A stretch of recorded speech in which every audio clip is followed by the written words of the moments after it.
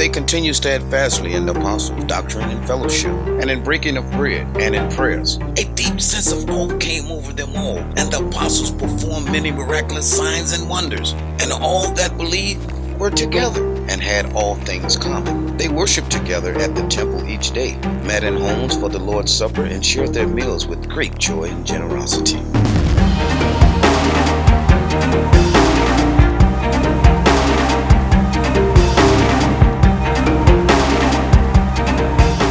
Well, good morning, North Point. It's always good to see you. And I got to tell you, this Sunday has been a long time coming. You have heard that intro video 39 times over the last year. Maybe some of you are dreaming about it. You hear that voice in your sleep. I don't know. I wasn't sure, though, when John was like the state fair joke, but then it's the end of the Acts series. I felt like some of you were about to start clapping.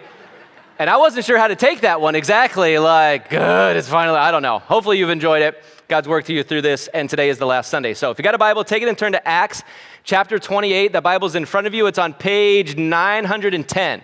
Let me give you some stats while you're doing that. We have heard 39 messages in this series over the course of the last 11 months. 5 individual teachers have taught different passages out of the book of Acts. We have covered pages 882 through 910. In those chair Bibles, which that's 28 pages. That might not sound like a lot, but for those thin Bible pages, right, with the small font, that's a long way that we've come through the Bible in Acts. We've also gone from Jerusalem to Syria, to Asia, to Greece, and back again a number of times. Today in Acts chapter 28, we're going to end up in Rome, so we're going to get there as well.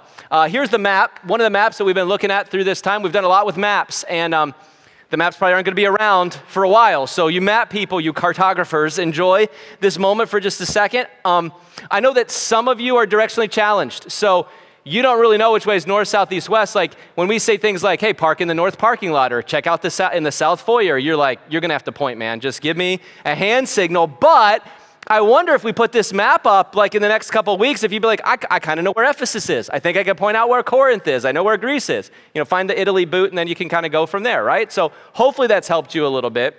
But more than all of those things, what we've really discovered and spent time on is looking at our origin story. That is, as followers of Jesus, where we come from.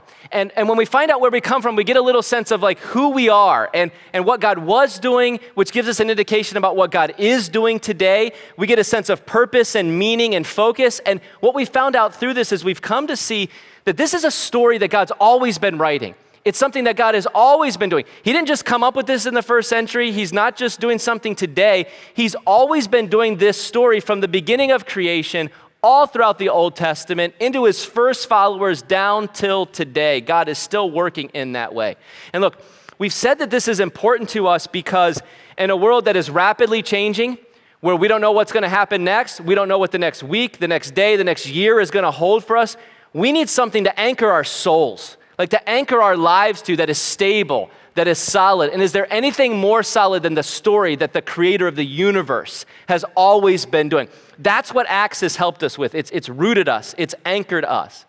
Here's another thing I think that often goes on in our lives and the kind of culture we live in is we are busy people, right? There are lots of things that are going on in your life, lots of things you need to do, lots of decisions that you need to make, relationships you need to maintain.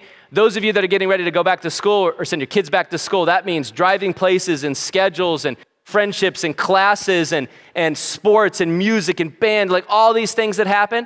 The rest of you got bills to pay, you got grass to mow, you got to figure out how you're gonna pay for the gas that goes in your car, all sorts of things you got to handle.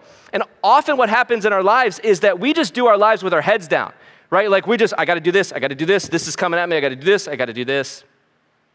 What Acts has called us to do as we've gathered here on Sundays is, in the midst of all this stuff we're doing, is to lift our heads up to see what God's doing. God, who are you? What are you doing? How are you working? Remind me of the story. Remind me of your power. Remind me of how you work through the people that you have created and brought us into a relationship with you. And I hope that Acts has done a little bit of that in your heart for whatever you're going through, whatever you're dealing with. Acts has been the call to lift our heads and to see what God is doing. And here's what we've seen as we've gone through all of these different episodes in the book of Acts, is we've seen that God is always working. Right? One of the things that we've repeated all throughout this is God can do whatever he wants, whenever he wants, however he wants to do it, through whomever he wants to do it. Sometimes he blows our minds with the ways that he works. Sometimes he works in subtle, small ways. Sometimes he works in huge ways. But he is always working, and he invites you to be a part of it. He wants you to be a part of the kinds of things that he's doing. Check out how Jesus said this when he was getting ready for all of this to go down. In Matthew chapter 16, Jesus said this, "I will build my church, and the gates of hell won't prevail against it." That's a great promise from Jesus, right? That he will build his church, that nothing can stand against this thing that he is doing. One church I know, they say it like this: the church is God's plan A, and there is no plan B. God does not have another plan for the world. He doesn't have another plan for followers of Jesus. The New Testament doesn't know anything about a Christian who isn't in a church and part of a church. That's all of God's plan wrapped up in the church. Jesus died for that church. And he's the one that said, "I will build my church, and the gates of hell won't prevail against it." So if you want to be a part of what God is doing, be a part of his church, see what he is doing. And Jesus here says that church is unstoppable. It cannot be stopped. We've seen, of course, that truth in Acts, right, that his church is unstoppable. We saw it from the beginning where we start in the book of Acts. Jesus has died on the cross. He's resurrected. He spent 40 days with his followers. He got ready to go back up into heaven, which was a bit of a surprise to his followers. They thought like he was going to bring the kingdom and be the king on earth then. But he goes back up, and when he goes back up to his followers, he gives them a call. He gives them a command, right? The power from on high, the Spirit's going to come on you, and you're going to be my witnesses, Jerusalem, Judea, Samaria, and to the ends of the earth. You're going to be my witnesses around the world. You're going to build my church. I'm going to do it through you, right, with the power of the Holy Spirit. Then Jesus is like, peace out. He goes up into heaven. The disciples are like, really? This is how this is just going to go down, right? So what do? They pray. What do you do when you don't know what to do? They pray. What do you do when you're going back to school and you have anxiety? You pray. You say, Jesus, see me and help me, right? Because he does. So that's what his followers do. And then the Spirit comes upon them at the day of Pentecost. Peter preaches this message, and 3,000 people are like, we're in with Jesus. We believe in his life, death, and resurrection. We want him to use us to build his church, right? And that small group, 120 followers of Jesus only, on day one, when Jesus ascends back up into heaven, turns into 3,120 on the day of Pentecost, and eventually would impact millions of people around the world and actually change the entire world. Now, I've referenced this before in our series, but we need to see it one more time. It comes from secular historian Tom Holland. And I always have to say, not Spider-Man actor Tom Holland, as cool as he is, but this is a secular historian, not a Christian historian. He's written a lot of works on history. He wrote a 500-page book on Christianity called Dominion. And this was his conclusion about Christianity. He said, Christianity is the most enduring and influential legacy of the ancient world. And its emergence is the single most transformative development in Western history. And then he gives some example. Christianity is the principal reason why today we think it nobler to suffer than to inflict suffering on others. Why we assume every human life is of equal value. Holland claims that Christianity is the most significant influence that has shaped Western culture, our culture down to this day. And if you just think about it, indeed, Christianity, it's given us so many of the values that people just assume to be true. You just hold, whether you're a Christian or not, do you realize there's all sorts of values that Western culture generally holds to be true? They don't even know where they come from, and they just assume them to be true. Some examples of that we should have compassion on the poor, that you should have some kind of grace and kindness and thoughtfulness towards the poor, instead of just saying, well, the gods aren't happy with you, and so that's your fault for being in that condition, right? We should care for them. We should help them.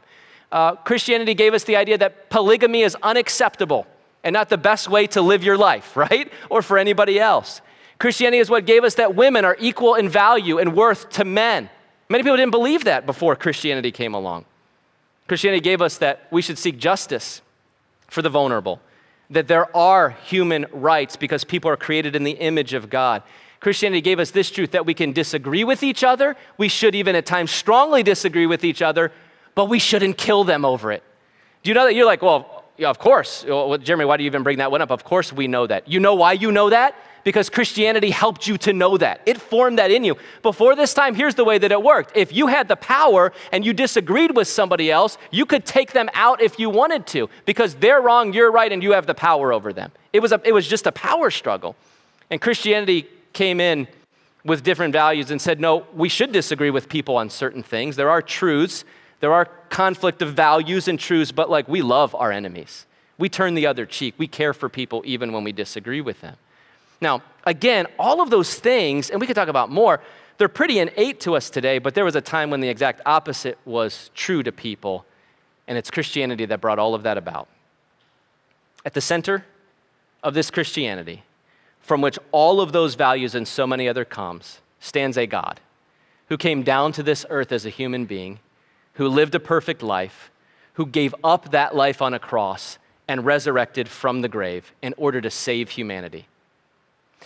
You know, when Jesus said this phrase, I will build my church and the gates of hell won't prevail against it, when you read that verse, that's one of those verses in the Bible that you're like, oh yeah, warrior Jesus, King Jesus, kicking butt and taking names, Jesus, right? Like he's gonna do this thing. He is the king, he's ruling. We should be playing AC/DC, Thunderstruck, right? And he comes out and he defeats his enemies. He's gonna build his church, gates of hell can't prevail. We're taking over the gates of hell. That's what you feel like, right, when you read that verse. But what did Jesus show us that he meant by this? He meant, I will build my church by giving up my life. I'll build my church by sacrifice, by giving up the glory of heaven, by suffering and dying for the people that I created. And that becomes the impetus. That becomes the how Jesus builds his church, by giving up his rights, enduring an unjust death so that humanity can have a relationship with God. And that sacrifice is everything. That's what Christianity is all about. A sacrifice, a giving up of rights. It is the heart of our belief. It's the foundation of the church, and it's the impetus for everything that drives who we are, what we do, what we think, how we live in this day. Receiving and believing in the grace of Jesus Christ, who died and resurrected for you. That's what the gates of hell won't prevail against. And it's what we get to be a part of today. Do you know that here today? You get to be a part of that grace, that love, that sacrifice. We get to be a people today that know who we are, that know where we come from, that have a relationship with the God who created us because of what Jesus Christ did. A relationship that you have with God that's not based on how good you are or how good looking you are. That's not on the basis of the family that you came from or the color of your skin or your ethnic background. As good and as wonderful as those things might be, that's not the basis of your relationship with the God who created you. The basis of your relationship is that Jesus gave his life for you and calls you into the church that he is building, calls you into this family. That's what he's doing in this world. Now, I want us to hold on to that for just a second. I'm going to come back to that truth, but there is a little bit more of a story in Acts that we've got to finish up. And I know, again, for those of you that are doing the calculation, we ended in chapter 20. We've got chapter 21 through 28 to cover. This is going to be the shortest message you've ever heard on 7 chapters of Scripture. And certainly the whole message today is actually the shortest message you've ever heard from me before. So there's not much longer to go, okay? But here's what happens in the rest of the book of Acts. When we left Paul, he was on his way to Jerusalem. He stopped in that small town of Miletus, south of Ephesus, to talk to the Ephesian elders. We looked at that last week. Now he heads on to Jerusalem. When he arrives in Jerusalem, he has some opponents that follow him there, and like they've done in other towns, they stir up the crowds. They form a mob, they riot. They start beating Paul to death. He gets stopped by a Roman soldier who kind of pulls Paul away. Paul gets in prison. He's arrested. He survives an assassination attempt. There's a conspiracy to assassinate him. He finds out about that. He goes through a number of legal trials. It's like a John Grisham novel going on here in Paul's life in Jerusalem.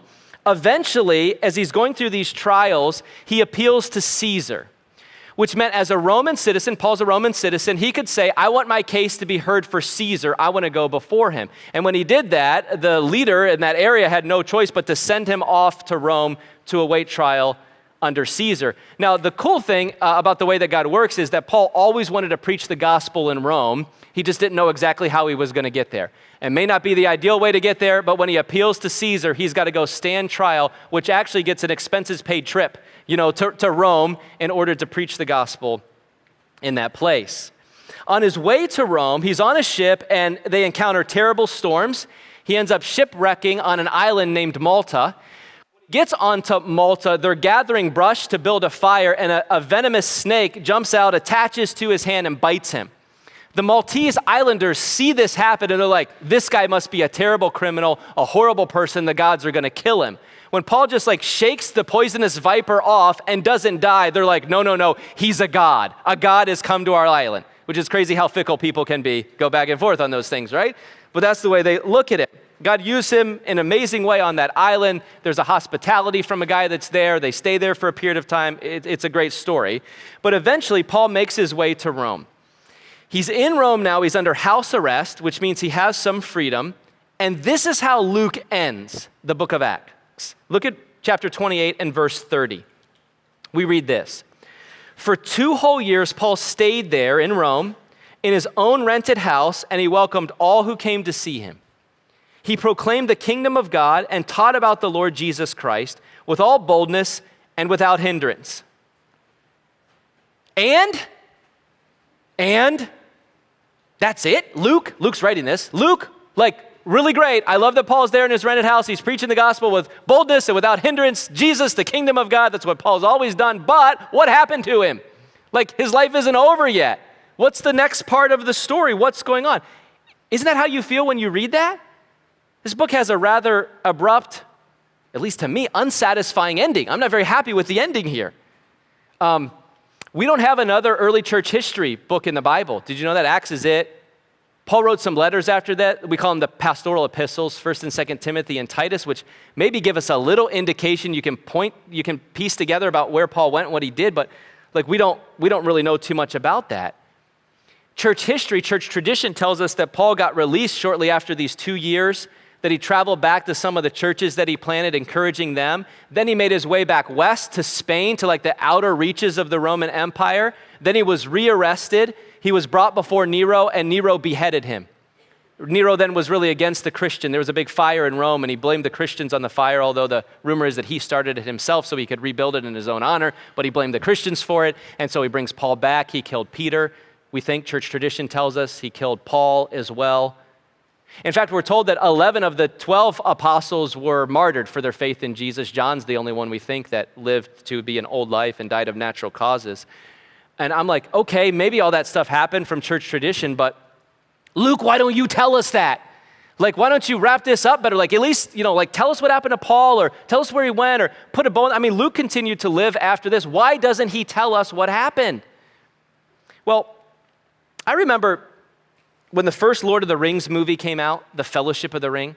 It was like over 20 years ago. And those of you that shut your minds off whenever a Lord of the Rings illustration is mentioned, don't do it, okay? Just stick with me on this one.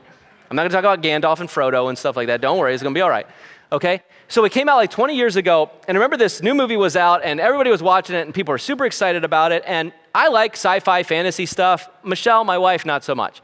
So I talked her into it. I was like, hey, could we go see this movie?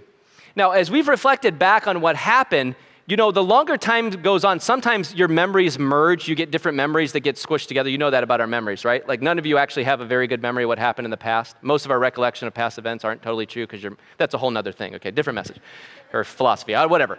So here's the way we disagree. Michelle thinks that we went to this movie when she was pregnant with our first daughter, Lexis, and sat through this very long movie, incredibly uncomfortable the entire time and did not enjoy it.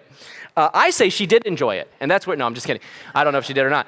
What I remember is that we drove from West Virginia to Indiana like 10 to 11 hours and went almost directly to the movie theater to watch the movie straight from like a 10-hour trip. That's how I remember it. What we both agree on, however, is this, that when we got to the end of the first movie, Michelle turned and looked at me and she goes, "Is that it?" She's like, "They didn't even make it to where they were going. What is happening?" It was at that moment that I informed her that this was part one of a 3-part trilogy called The Lord of the Rings, at which point she wanted to kill me for going to the movie in the first place. She was like, "Why did you bring me to this movie," right? And the ending of Acts, it's kind of like that. Hopefully you don't want to kill me as we get to the end of Acts, but it's like part one, or maybe we should say it better, creation and the Old Testament is part one. What's happening through Jesus' life, death, and resurrection and his first followers is like part two, and now there's the rest of the story. I think that's why Luke ends the book this way. He ends the book with a ... right? We're not gonna wrap this up because the story isn't finished. The story isn't over. I'm going to leave it open-ended because all of the followers of Jesus that come after me, I want them to know that Acts is still going on. God is still writing his story. He's still working. You know what a ... is? We call that an ellipsis, right? I'm calling it the very technical term, ... It's an ellipsis, right? It means, hey, what's next? There's more to be added to this. There's something else that is coming, and that's our part. That's you and me. We end here today in Acts chapter 28. You know what you and I are? We're Acts 2022. We're 2022 chapters into Jesus' story because the story is not over. He's still building his church. He's still moving. Jesus is still saving and transforming lives. He's the same God. He's the same God that said, I will build my church and the gates of hell won't prevail against it. You know, there's some songs that we've been singing in this Acts series. One of them about the church of Christ was born and the Spirit lit the flame. That's the story we've been seeing. But there's also another song we've been singing called Same God. Listen to the words of this song that you've been singing. We sing this, I'm calling on the God of Jacob, whose love endures through generations. I know that you will keep your covenant.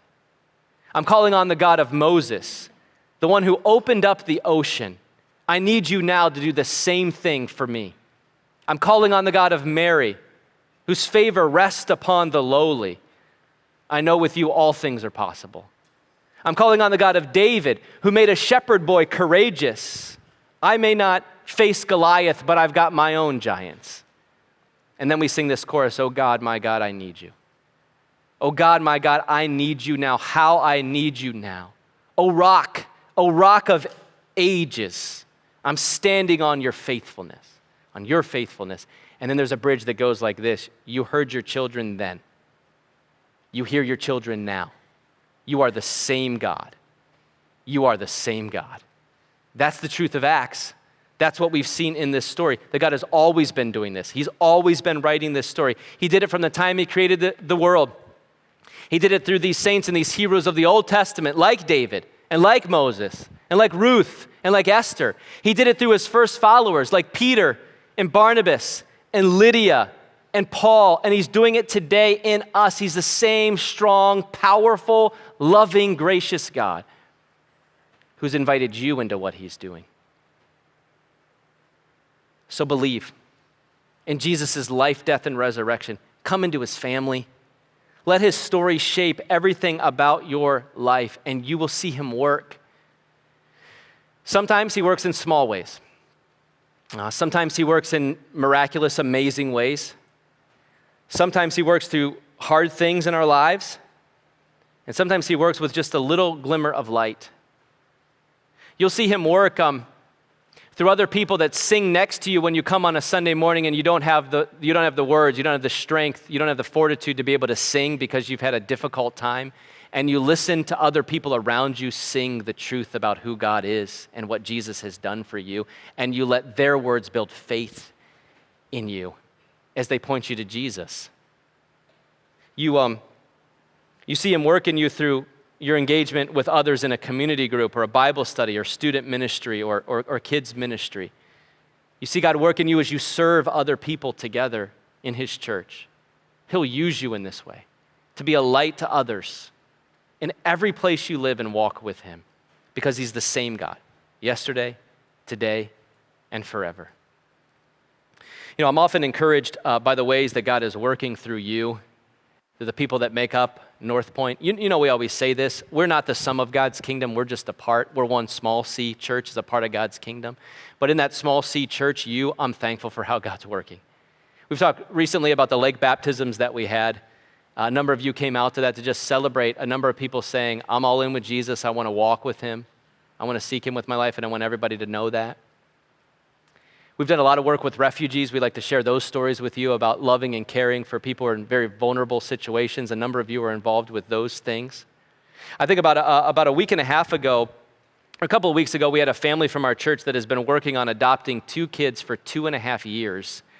And they were able to hold their final legal adoption ceremony here at the church over Zoom in our community room. And I kind of peeked in and watched the whole thing, and to watch the judge pronounce that these children have a new name and a new family to love them and take care of them. unbelievable what God is doing there, moves you with how God is working and moving in us. And look, God's doing the same thing in you, in your place of work and in your school and in your conversation, through your ups, through your downs, through your struggles. He's there with you, moving and working and building his church through us. I want to finish up with just one story, one very specific story about this, and it's going to wrap up our act, wraps up the message today, and I'm going to ask Dan if you will go ahead and come up here with me this morning. Dan is here with his family today, and I want to introduce you to him. There you go. Thanks for staying for 2 services today.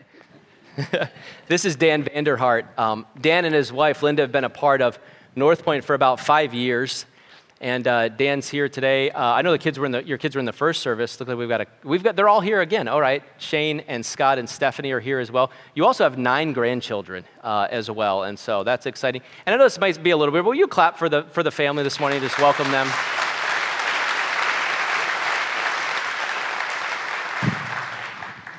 So here's the thing. Back in December of 2020, Dan and his wife Linda were on their way to comfort their daughter Stephanie, who just lost her ex-husband in an accident. And on the way to visit and bring comfort to her, they were rear-ended by a drunk driver. And when they were rear-ended, Dan suffered significant injuries to himself, including having his jaw broken and having to have his mouth wired shut for a period of time, a number of other injuries. You were knocked out at that time as well. And Linda didn't survive the crash. She was killed immediately through the crash. We held the funeral for Linda here at the church on New Year's Eve day in 2020. And it's been a time of great struggle and difficulty and some heartache, a lot of heartache for you and for your family. 18 months after the accident, the trial took place that happened just a little while ago this summer. And Dan, you and the entire family, you were there at the trial. You all prepared statements to be read at that trial. And I believe you read your own statement. Dan expressed how much Linda meant to their family. And you said that Linda is the glue that held your family together. And I don't know how many of you might have known Linda. I knew Linda a little bit. And whenever you were around her, she was just, a beacon of light. She was just happy, kind, thoughtful, gracious. She would send me emails. Even this week I went back and looked at the last email that she had sent me about a message series we were doing, and it was during the pandemic and things were difficult in our country, throughout churches, in lots of places, and she was just, hey, I'm learning, I'm growing, thank you for leading us in this, and keep up the good work, and that's just who she was. She served a number of community organizations throughout the Des Moines metro area, last working for DMARC, I believe, as well, and she just cared for people. She loved people, she was always reading, learning, growing, and she took care of this family so well. She was a dear person. At the trial, after Dan shared about those number of things and the family shared about how much they loved Linda and how much she meant to them, Dan, you were able to talk to this man who was driving the car, and you said to him, I forgive you. You went on to share the gospel with him, and you talked to him about Jesus and the need for him to, more so than your forgiveness, he needed the forgiveness of Jesus in his life, and you said this, I hope to see you in heaven someday. Your son Shane expressed a similar thing to him in his statement, I believe, saying that he believed that your mother would welcome him into heaven someday through his faith in Jesus Christ. And the question that I have, and I'd love for you to share with everyone here today, I'm sure they're thinking is, how do you get to that place? How could you get to that place through all this, the struggle and the difficulty? I know it doesn't happen overnight, it doesn't happen right away, but how did you get to that place that you could say those words in that moment? Well, I guess it comes down to, it would have to be Jesus' death on the cross. He was sent to the cross as a man not guilty of anything, placed there by people that disliked him just because he was trying to change their beliefs to something that they didn't want to happen. But yet he forgave them. He forgave the man that hung next to him. So, you think about that and say, how can I not forgive? Because if I don't forgive, then I can't expect to receive forgiveness myself. Your faith in this, Dan, has been amazing to me, and the faith of your family that I know has continued to struggle and probably have very difficult days. But in that moment, to be able to rest in the grace of Jesus for you, to know that he left the glory of heaven to come for you, to love you, to give you the hope of eternity in heaven someday as well, to be able to fill you with his grace to love someone else in this circumstance. You've been a light to many people. Back earlier in the summer, the Des Moines Register reporter did an article at which you could look up and you could see that. And the testimony from the family there, the light that God allowed you to be to our entire community, to those around you. I know this is something you would never choose, and if you could go back, you would change it. And we would want that to be changed for you as well, because we would like for Linda to still be here. But I know that God has given you strength. He continues to strengthen you, and he has filled you with his love. Thank you for letting us share your story about how God has worked in you and in your family. And look, folks, this is one example of what Jesus is doing, of the story that he's continuing to write, to build his church, to change people's lives, to use us in that as well. And Dan, I hope you can look out here and see this group of followers of Jesus that they care about you. I know you don't know all of these faces, but and hopefully they're not too scary in this moment right now, but they love you and they're for you and for your family. And we are his church. Look, I don't know what you're going through. I don't know what will come for you. I don't know what you might be facing even this next week, but I know the one who knows you. His name is Jesus, and he gave his life for you, and he wants to transform your life, and he wants to continue to build his church. Because look, NorthPoint, we're the ... We're chapter 2022. Let's keep looking to Jesus, keep expecting him to work, keep celebrating what he is doing, and keep resting in him. Would you pray with me?